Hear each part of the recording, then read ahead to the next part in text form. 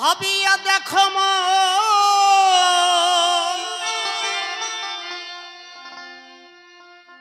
এ সাদের জনম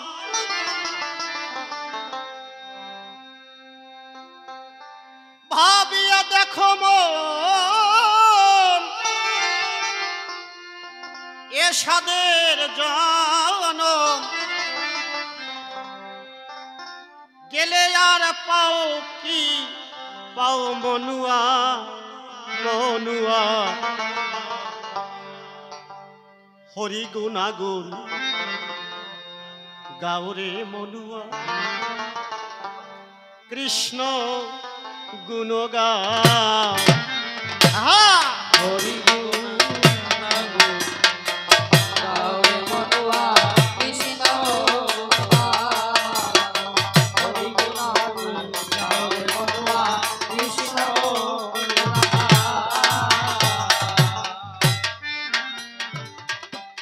ভাবিয়া দেখো এ সাদের জনম ভাবিয়া দেখো এ সাধের জনম ভাবিয়া দেখো এ সাদের জনম গেলে আর পাও কি রে মনুয়া হরি গুণাগুণ গাও রে মনুয়া কৃষ্ণ গুণাগুণ গাও হরি গুণাগুণ গাও রে মনুয়া কৃষ্ণ গুণাগুণ গাও। হরে কৃষ্ণ নাম নাম যে প্রাণারাম নামে সুরস আনে তাই যদি না হয় দেব মৃত্যুঞ্জয় শ্মশানে ভ্রমিয়া রবে পাগল মনুয়া মনুয়া মনুয়া মনুয়া পাগল মনুয়া রে। হরে কৃষ্ণ নাম নাম যে প্রাণারাম নামে রসনায় সুরস আনে তাই যদি না হয় দেব মৃত্যুঞ্জয় শ্মশানে ভূমিয়া রবে পাগল মনুয়া মনুয়া মনুয়া মনুয়া পাগল মনুয়া রে পাগল মনুয়া রে। বাবা ধর্ম এবং বিজ্ঞানের উপরে আমরা অনেক আলোচনা শুনেছি। আমরা যদি বিজ্ঞানের উপরে কথা বলি ধর্ম সেখানে দাঁড়ানোটা একটু কষ্ট হয়। কি ধর্মটাকে যদি বুঝতে হয় একটু গভীরভাবে চিন্তা না করলে বোঝা সম্ভব নয়। বলল না স্বর্গের রাজা ইন্দ্র তার গুরু পত্নীর সতীত্ব হরণ করেছিল, এটা শাস্ত্রে লেখা। কিন্তু এইগুলো ধর্ম নয়। তাহলে ধর্মটা কি? কর্মযুক্ত ধর্ম। তুমি ধর্ম মানো না তাহলে অধর্ম করো, পরের বাড়ি চুরি করো। ধর্ম কাকে বলে এই বোধই তোমার নাই।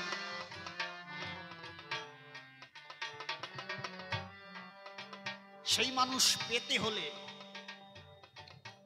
কোথায় যেতে হবে জানো? তুমি যেদিন নিজেকে চিনতে পারবে সেই দিনই বুঝবে ধর্ম কাকে বলে। মানুষ ধর্মের আত্মচেতনা ফেলে কর্মকে প্রাধান্য দিয়ে কাজ করে, কিন্তু ধর্মটা যতক্ষণ পর্যন্ত কর্মটা যতক্ষণ পর্যন্ত ধর্মযুক্ত না হবে সেটা কখনো তুমি সফল হতে পারবে না। আমাদের অনেক মানুষ আছে, আমি গণপতি সরকারে বলছি, নবদ্বীপে সদানন্দ গোসাইয়ের নাম শুনেছেন অনেকে। এই সদানন্দ গোসাই, ওনার একটা মেয়ে ছিল, ওই মেয়েটা তুতে খেয়ে মারা গেল। উনি আবার একটু মতুয় ধর্মের, একটু গোসাইর মতো। তার নবদ্বীপের ব্রাহ্মণ যারা, ওই বাড়িতে গিয়ে দেখে মেয়েটা মরে পড়ে আছে। সদানন্দ গোসাইকে খবর দেওয়া হলো যে আপনি বাড়ি আসেন, আপনার মেয়ে তুতে খেয়ে মারা গেছে। সদানন্দ গোসাই বাড়ি এসে দেখে মেয়ে মরে পড়ে আছে। এখন নবদ্বীপ শ্মশানে নিতে হবে। তখন নবদ্বীপের টিকিধারী পণ্ডিতটা ডাক দিয়ে করেছে বর্ণনা, শোনো, তুমি বড় গোসাই হইছ, এই মেয়েটারে একটু বাঁচাই দেখো, তুই বড় মানুষ, তাহলে বুঝবানি তোমার গোসাইগিরি ঠিক আছে। সদানন্দ গোসাই 5 থেকে 7 জন মানুষকে ডেকে আনলো। মেয়েকে রেখে 3 দিন 3 রাত পর্যন্ত কীর্তন করেছিল, হরিনাম কীর্তন করেছিল। হরিনাম করতে করতে করতে করতে মানুষ যে কয়জন ছিল তাদের গায়ে জামা ছিল না। হরিনাম করতে করতে এমন জায়গায় পৌঁছলো, শাস্ত্রে কি বলেছে, ডাকার মতো যদি সারে কেহ ডাক, তার মাঝখানে যদি না পড়ে পাক, ওই ডাক যখন সেই জায়গায় গিয়ে পৌঁছেছে, ওই মেয়ে তখন উঠে দাঁড়িয়েছে, হরি বল হরি বল হরি বল।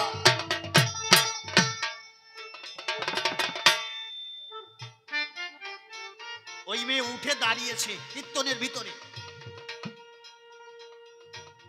ব্রাহ্মণ টিকিধারী পণ্ডিত যারা, ওরা অবাক হয়ে গেছে, মরা মানুষ কি করে বাঁচে।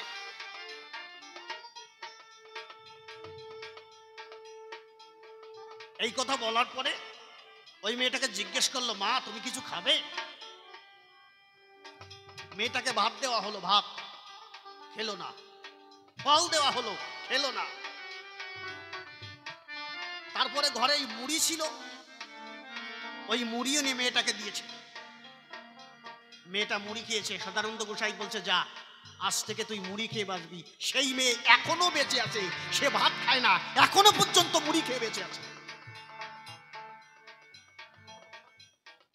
তোমার কি মনে হয়, তোমার বিজ্ঞানের দ্বারা এগুলো সম্ভব না? আমারে বলে, এই যে আলো দেশে, এই আলো যদি বন্ধ করে দিই, তুমি দেখবা না কি করে? আচ্ছা, আলো দেওয়ার জন্য আমার 2টো চোখ দিয়েছে না ভগবান? না চোখ দেয় নাই? আমরা বাড়ি যাওয়ার সময় ওর চোখের সামনে এই 2টে লাইট বানিয়ে দিলাম, বুঝলা? বলো, ঈশ্বর সাধনায় তুমি যেদিন মগ্ন হবে সেদিন বুঝতে পারবে ধর্মটা কি। মানুষ ধর্ম ছাড়া 1 পা বাঁচতে পারবে না, যদি তার ভিতর ধর্ম না থাকে। ধর্ম যদি না থাকে, অধর্ম থাকার সঙ্গে সঙ্গে সে কিছুদিনের ভিতর ধ্বংস হয়ে যাবে। এই পৃথিবী যেমন আছে তেমনই ঠিক রবে। সুন্দর পৃথিবী ছেড়ে একদিন চলে যেতে হবে। কিন্তু ওই যে আমরা জাতাজাতি বলি না, এই জাতাজাতিটা ধর্ম নয়। ধর্ম মানুষকে প্রেম দেয়, পবিত্রতা শেখায়। ধর্মের ভিতরে মানুষ সাধনায় মুক্ত হয়।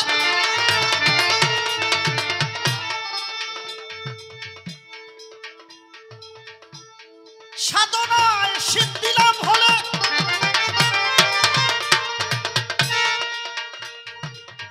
তখন মানুষের সেবায় সাধুরা বাড়িতে বাড়িতে যায়। তুমি যখন তোমার বিজ্ঞানের যে মেডিসিন আছে, মেডিসিনের দ্বারাই যখন কাজ না হয়, তখন দেখবা সেই মানুষটা দৌড়ে এসে সাধুগুরুর পায়ে পড়ে। সাধুগুরুর পায়ে পড়ে, সাধুগুরুর পায়ে পড়ে তারপরে বলে, আমাকে রক্ষা করো। না বাবা, রক্ষা তখনই তোমার হবে তখন যখন তুমি পরিপূর্ণভাবে আত্মসমর্পণ করবে। একটা গান আছে না আমাদের কবি সম্রাট রাজেন্দ্র পাগলার একটা গান আছে, তিনি বলেছেন মানুষ সেই দিনই সুশিক্ষায় শিক্ষিত হবে যেদিন ধর্মকে জানতে পারবে। শুধু টাকা পয়সা, হাজার হাজার লক্ষ লক্ষ টাকা পয়সা থাকলে সে কখনো ধনী নয়। আমাদের এই বর্তমান সময়ে আমাদের বর্তমান একজন কবি কবিয়াল অসীম সরকার, উনি একটা গান লিখেছেন, ধন থাকিলে হয় না ধনী, ধন থাকিলে হয় না ধনী, কৃষ্ণ ধন যার নাই হৃদয়ে।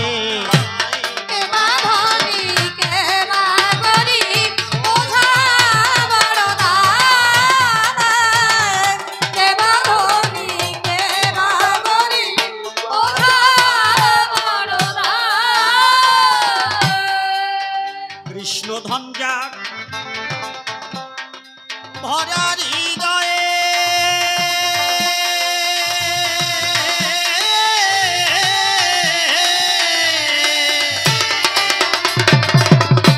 সে তো বড় ধনী নয়, তার সাথে কি তুলনা হয় সারা বিশ্বময়ে।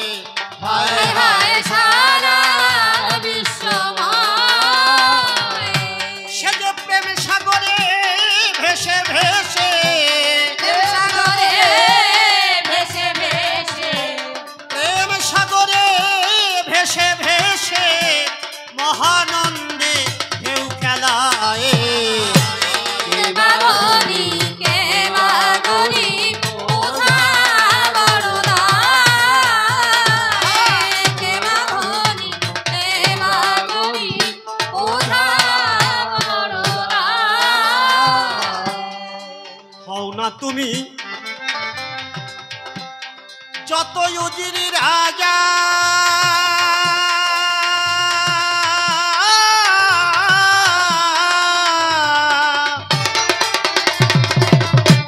শ্মশান ঘাটে কই সাজা, বুঝবি সেদিন কেমন মজা, পুরে হবি ভস্মময়ে।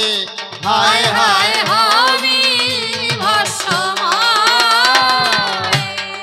হও না তুমি যতই উজির রাজা,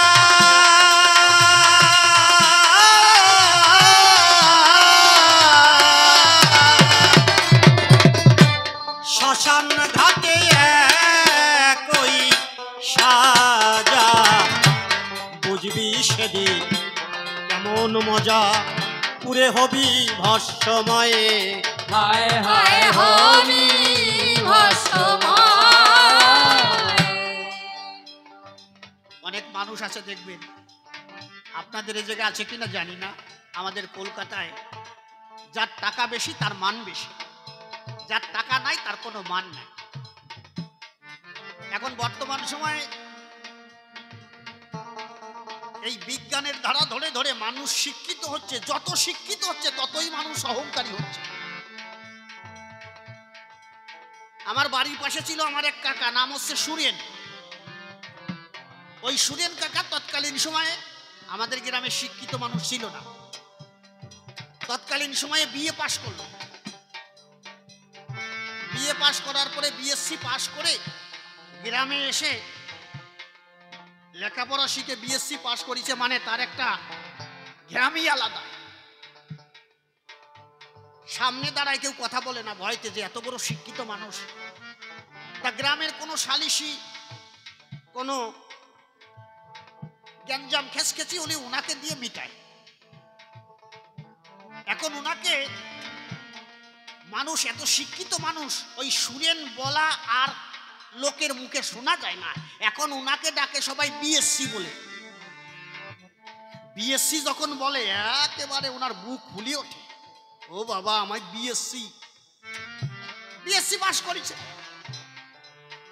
ওই লোক একদিন গ্রামের সালিশি মিটাইয়ে বাড়ি আসতেছে, তা ওনার বাড়ি আসতে একটা স্যার আছে, বাংলাদেশে বলতো স্যার, ওই যে বাঁশ দিয়ে বানাতো।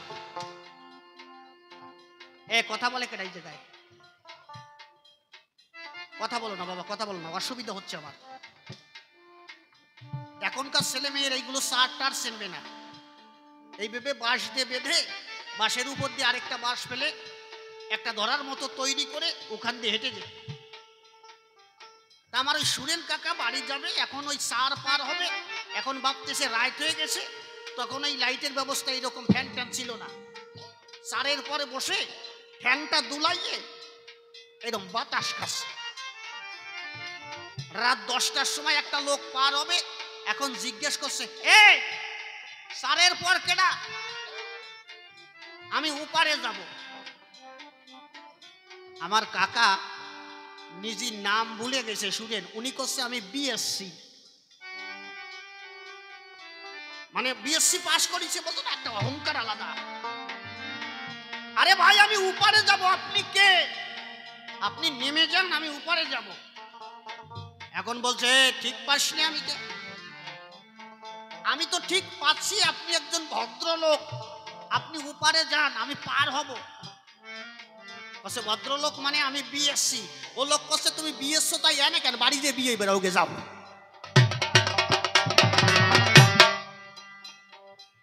সারের পরে বসে বিএসসি তুমি?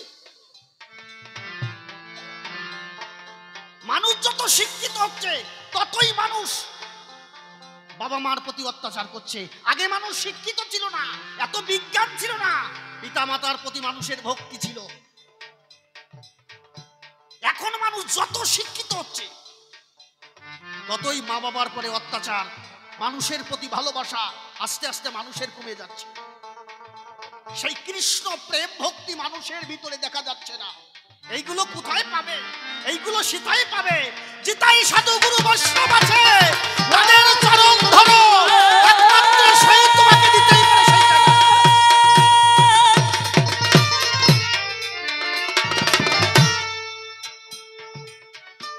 এই জন্য গানে বলেছে কৃষ্ণ ধঞ্জার ভরা হৃদয়ে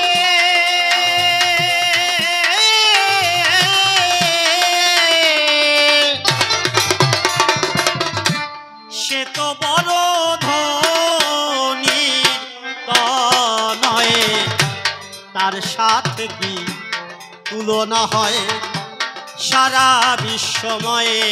হায় হায় সারা বিশ্বময়, সে যে প্রেম সাগরে ভেসে ভেসে, প্রেম সাগরে ভেসে ভেসে, প্রেম সাগরে ভেসে ভেসে মহানন্দে ঢেউ খেলায়। কে বা ধনী কে বা গরিব বোঝা বড় দায়, কে বা ধনী কে বা গরিব বোঝা বড় দায়। হও না তুমি যত উজির রাজা,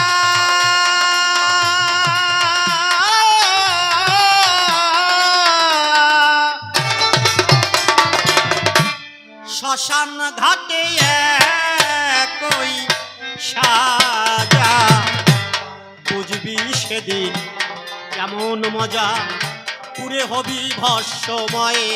হায় হায় হবি ভস্মময়, এসব দেখে শুনে জ্ঞান হলো না, দেখে শুনে গান হলো না, এসব দেখে শুনে শুনে উলুধ্বনি হরিধ্বনি, জয় জয় রাধা কৃষ্ণ প্রীতি তোমার হরিবল, হরিবল, হরিবল।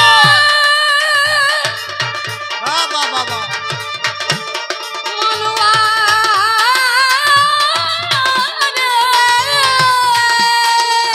ভালো রে ভালো।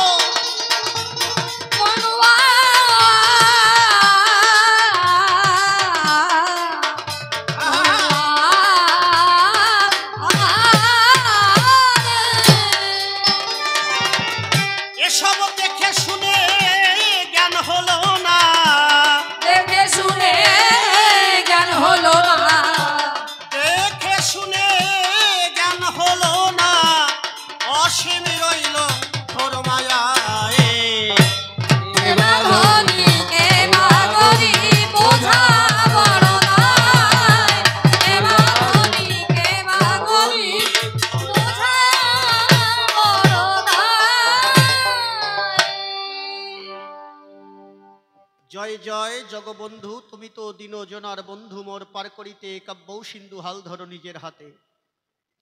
আমি তোমার অজ্ঞ ছেলে অভাজন বলে মোরে দিও না ফেলে, রেখো তোমার চরণ তলে তোমারই করুণাতে। প্রভু তোমার কৃপা হলে দেখি পাথর ভাসে সাগর জলে, আবার বোবালোকেও কথা বলে দেখি পঙ্গু লঙ্ঘায় গিরি। প্রভু তোমার শক্তি বলে এই জীব শক্তি পায় এই ভূমণ্ডলে, সর্বত্রই তোমার খেলা চলে দেখি বিশ্ব জগৎ ভরি। তাই কোথায় আমার বিশ্বপতি, নাশ করো মোর দুর্মতি, ফুটাইয়ে কাব্যগীতি যুগাও মুখের বলি। প্রভু তুমি আর থেকো না দূরে, এসো আমার হৃদয় পুরে ভাষাও তোমার গানের সুরে, তাইতে পুনঃ পুনঃ ওই চরণ তলে দিলাম অঞ্জলি। নমামি মা কুণ্ডলিনী সর্গা হতে ভূদামি সর্ব অগ্রে গণনায় প্রধানা। প্রথম নেমে ধরার কক্ষে ওমা ঠাই পেলেম তোমাদের বক্ষে, জীবন অন্তে হবে কিন্তু আমার সেজ বিছানা।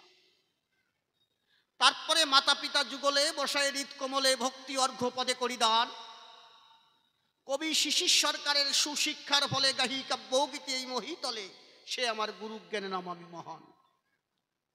নামটি আমার গণপতি সরকার, এ নামের আর নাই দরকার, কাল্পনিক নাম একটা করিব ধারণ। কবি গান করতে গেলে আমি বলি সভাস্থলে একটা নামের পরে করতে হয় অবতরণ। তাই গণপতি সরকার নামটি ছেড়ে আমি এসি ভক্তি বেদান্তের নামটি ধরে এক এক করে যেভাবে প্রশ্ন করেছে আমার ধারে, আমি তার সুন্দর সমাধান দিতে চাই। একদিকে ধর্ম, আরেকদিকে বিজ্ঞান, আপনারা বসে বসে সেই কথাগুলো শুনেছেন সবাই। আমার ধর্মের কথা আসরে দিতে হবে বক্তৃতা। আমাকে প্রথম প্রশ্ন করেছে দান, যে বলো দেখি সাধু মশাই, তোমার কাছে জানতে চাই আসলে ধর্মটা কি, এই ধর্মটা খায় নাকি মাথায় নেয়, এর একটা সুন্দর সমাধান আমি চাই। কেননা এই পরিব্রাজক যেজন ছিল এ দেশ বিদেশে ঘুরে বেড়ালো, অস্ট্রেলিয়া, জাপানে। এই পরিব্রাজক ভাই যখন জাপানে যায়, জাপানে যাবার পরে দেখতে পায় ওই জাপানে মানুষ পূজা পার্বণ করে না, সব সময় কর্মের ভিতর থাকে রে ভাই। দেখে সবাই কর্ম করে, কর্ম করে জাপান ভারতবর্ষের থেকে 50 বছর এগিয়ে। তখন মনে করে বিবেচনা, ভারতবর্ষে না গেলে হবে না। ভারতবর্ষে যখন এলো দিল দর্শন, এখানে আসার পরে ওই যে পরিব্রাজক, শ্যামানন্দ পরিব্রাজক, ও দেখতে পায় কর্ম ছেড়ে সবাই ধর্মকে করেছে গ্রহণ। এই জন্য প্রশ্ন করেছে আমার ধারে, ওই পরিব্রাজক ধর্ম সম্পর্কে জ্ঞান নাই তাদের ভিতরে, ধর্মটা কাকে বলে এইটাই প্রথমবারে তাকে আমি জানাতে চাই। আমার কথাগুলো বোঝা যাচ্ছে বাবা? ধর্ম কাকে বলে, ধর্ম দিয়ে মানুষের কি হয় শোনো। ধর্মটা কি? ধর্মের প্রথম ধাপ হচ্ছে সত্য, দ্বিতীয় ধাপ হচ্ছে পবিত্রতা, তারপরে হচ্ছে প্রেম। কিন্তু ধর্মের নামে দোহাই দিয়ে যারা খারাপ কর্ম করে তাকে ধার্মিক বলে না। আমাদের ভারতবর্ষে কি বলবো আপনাদিকের কাছে, এই যে সারা ভারতবর্ষটাকে ঘিরে যারা পাহারা দিচ্ছে সারা রাত ধরে, আমি করি বর্ণনা, এদের কাছে জিজ্ঞেস করবেন, এদের চাকরি দেবার সময় এদের করেছে বর্ণনা, তোমার ধর্ম কি? তোমার ধর্ম হচ্ছে দেশটাকে রক্ষা করা। তাই আমাদের জওয়ান, বিএসএফ জওয়ান যারা আমাদের দেশটাকে ঘিরে, তারা ধর্মকে রক্ষা করছে। ধর্মকে রক্ষা করবার জন্য তারা জীবন দিয়ে দিচ্ছে, তাদের কর্মই ওইটা ধর্ম।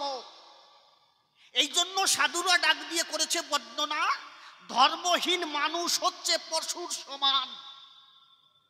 যে ধর্মকে মানে না সে হচ্ছে একটা পশু। তুমি ধর্ম মানো না, যদি না মেনে থাকো তার বিপরীত কর্ম করো। কি কর্ম? তুমি চুরি করো না। শোনো ধর্মে কি শেখায়। ধর্মে বলেছে সদা সত্য কথা বলো, পরের স্ত্রীকে মাতৃজ্ঞান করো। হাজার হাজার বছর ধরে মুনি ঋষিরা সাধনা করে আমাদের জন্য বেদ বেদান্ত ধর্মগ্রন্থ দিয়েছে জগৎ সংসারে। পরে দেখো বেদ বেদান্তের ভিতরে পরিষ্কারভাবে লেখা আছে, একটা মানুষ জন্ম থেকে মৃত্যু পর্যন্ত কিভাবে চললে এই মানুষটা সুন্দরভাবে চলতে পারে তার পূর্ণ বিধান বেদ বেদান্তের ভিতরে দেওয়া আছে। সেগুলো তো কোনোদিন পড়িয়ে দেখবা না। তুমি কি করবা? তুমি চিন্তা করবা যে পৃথিবীর সৃষ্টিটাকে আরো কি করে সুন্দর সৃষ্টি করতে হয়। এই সুন্দর সৃষ্টি করবার জন্য তোমরা যা করেছো, কি করেছো? আগে মানুষ হেঁটে হেঁটে কোথায় যেত? বাজারে যেত, ঘাটে যেত। এখন কি সিস্টেম করেছো? এখন ওই বিজ্ঞান সাইকেল সৃষ্টি করেছে, মোটর সাইকেল সৃষ্টি করেছে, এরপরে বড় গাড়ি সৃষ্টি করেছে। যত পৃথিবীতে সুবিধামূলক কাজ বিজ্ঞান করেছে, এইগুলো সব মরার পথ। একটা মানুষের প্রতিদিন, তোমার বিজ্ঞান সায়েন্সে বলে একটা মানুষের প্রতিদিন 2100 করে ক্যালোরি প্রয়োজন। এই ক্যালোরি আসে কোথার থেকে? আমি করি বর্ণনা, যদি শাকসবজি সঠিকভাবে, প্রকৃতি যেভাবে শাকসবজি ফল মূল আহার করবার জন্য আমাদের যা সৃষ্টি করেছে, সেইগুলো মানুষ যদি ভক্ষণ করে, তার দেহে কখনো রোগ সৃষ্টি হতে না পারে না জগৎ সংসারে।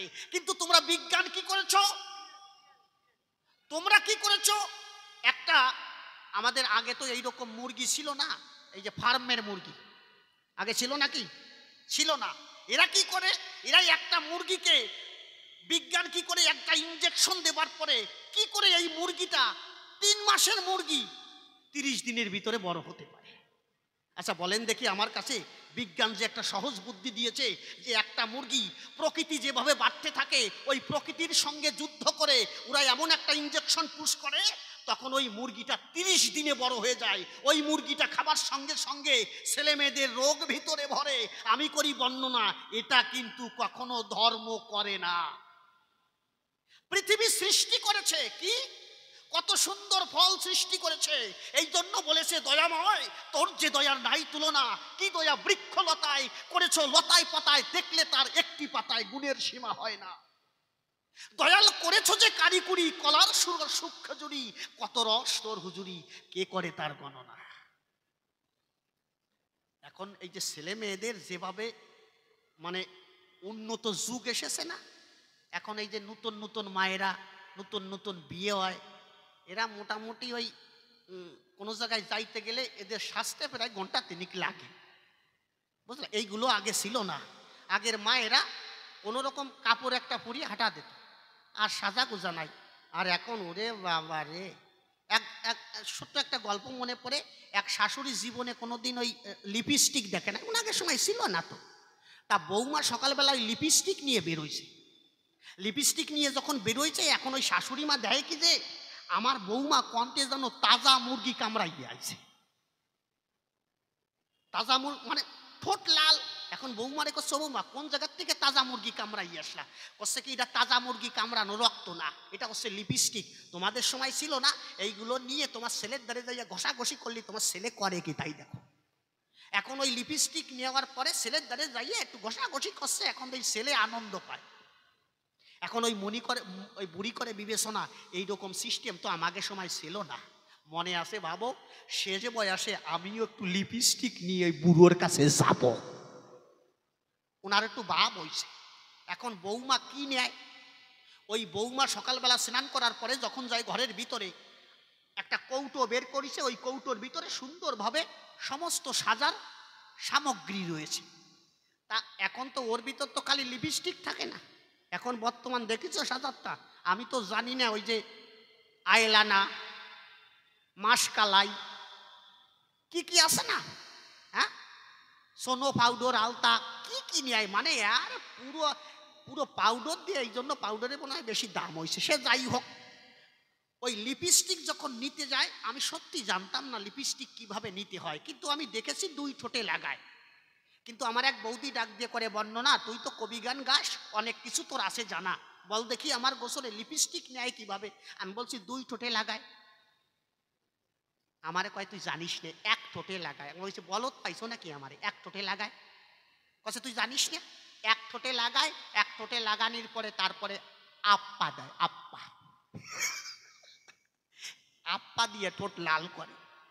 ওই বুড়ি দূর থেকে দেখতে পায় বৌমা 1 ঠোঁটে দিয়ে ওই আয়নার সামনে যে আপ্পা দিয়ে মোটামুটি ঠোঁট লাল করেছে। ওই বৌমা যখন বেরিয়ে গেল, ওই শাশুড়ি ঢুকলো। শাশুড়ি দেখছে বৌমা আপ্পা দেশে।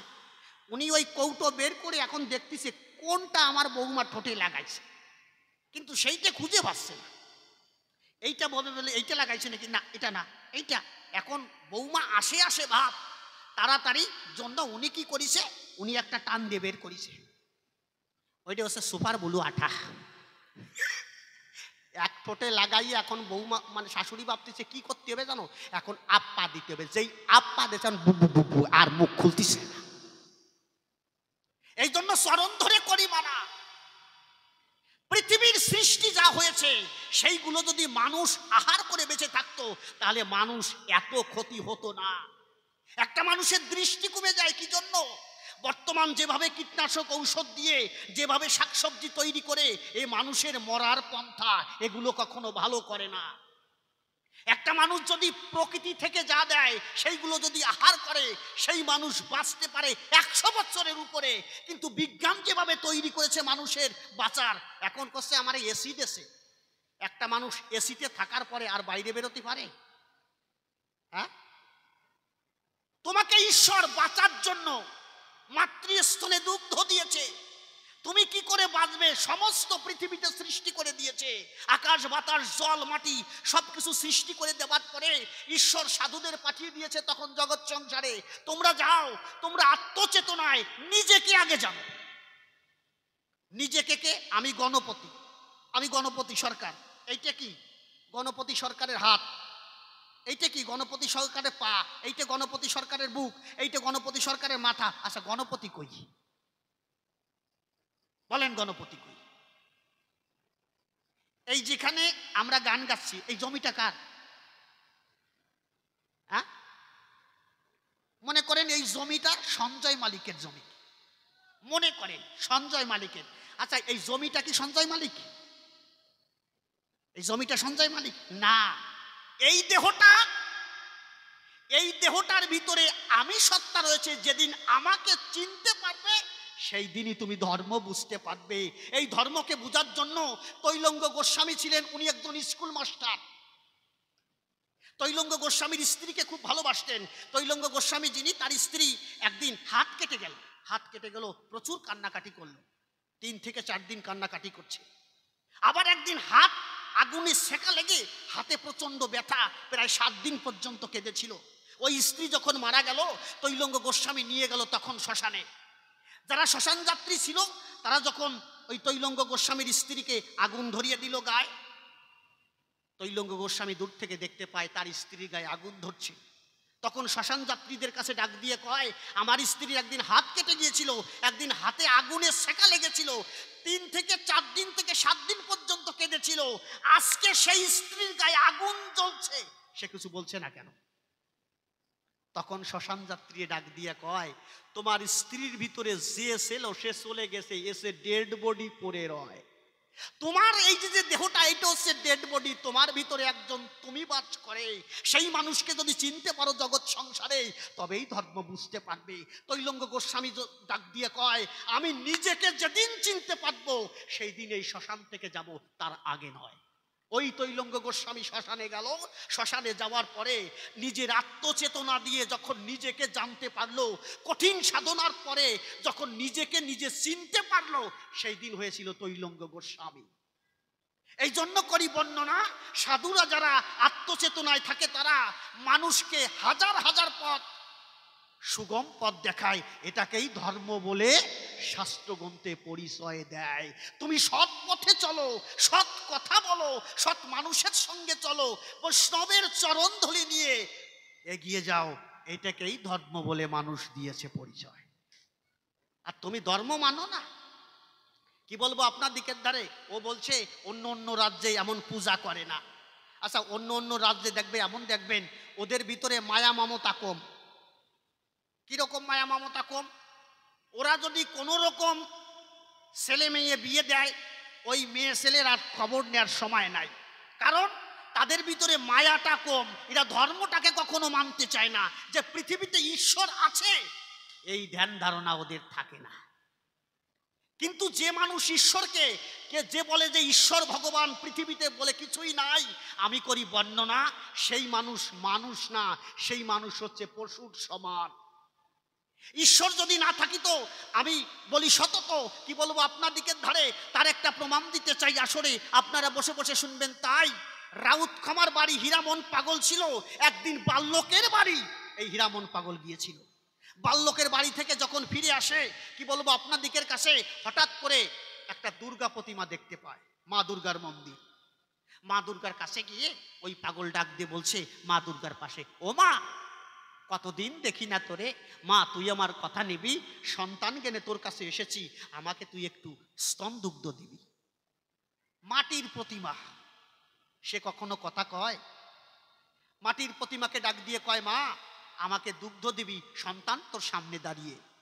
বারবার করে ডাক দিয়ে হীরামন পাগল যখন কয়, হীরামন পাগল ডাক দিবার পরে দেখে ওই মা আর সাড়া দেয় না, মানে মাটির মূর্তি আর সাড়া দেয় না।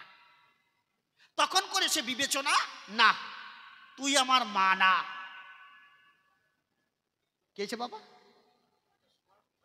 আচ্ছা ঠিক আছে, যে সময় বলবো সেই সময় দেবে। ওই মাটির প্রতিমা আর কথা কয় না। যখন মাটির প্রতিমা কথা কয় না, হীরামন পাগল ডাক দিয়ে কয়, তুই আমাকে চিনিস নাই মা? আমাকে চিনিস নাই? আমাকে দেখে চিনতে পারছিস না? যেদিন লঙ্কার দ্বারে দাঁড়িয়েছিলিস সেই দিন এক হনুমানের আঘাতে মূর্ছিত হয়ে পড়েছিলিস, তুই আমাকে চিনিস না? এই কথা যখন কয়, তুই আমার মা, সেই মা নয়। এই কথা বলে যখন হীরামন পাগল হেঁটে দিল, হীরামন পাগল পিছন ফিরে দেখতে পায় মাটির প্রতিমা দিয়ে দরদর করে চোখের জল পড়ছে। সেই সময় হীরামন পাগল দেখার পরে মা দয়া উপজিল হীরামনের উপরে। হীরামন পাগল ওই মাটির স্তনে দুধ দিয়ে তখন দুগ্ধ পান করে। হীরামন পাগল ডাক দিয়ে কয়, আমার মার কৃপা হলো এই সময়, মায়ের জন্য জগৎ সংসারে আমি বেঁচে থাকবো, মার সাধনায় যুক্ত থাকবো সব সময়।